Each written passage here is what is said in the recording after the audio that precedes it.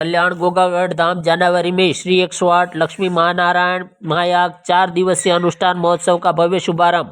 बसंत पंचमी एवं मंदिर पाठोत्सव पर कल्याण परिवार व महाशापुरा कल्याण गोगागढ़ धाम सेवा समिति के तत्वाधान में कल्याण गोगागढ़ धाम पर महंत अजीत सिंह चौहान के सानिध्य में श्री 108 लक्ष्मी नारायण महायज्ञ का शुभारंभ हुआ। इस दौरान पहले दिन आचार्य मेहुल पंड्या मोटा गांव एवं पंकज पंड्या गनोड़ा के सानिध्य में 108 कुंड पर विप्रवर की वैदिक ऋचाओं द्वारा यजमानों को गणपति पूजन, सरस्वती पूजन, हेमाद्री श्रवण, दशविधि स्नान, नवीन यज्ञोपवीत धारण, पुण्याहवाचन, प्राश्चित होम, मंडप प्रवेश करवाया गया।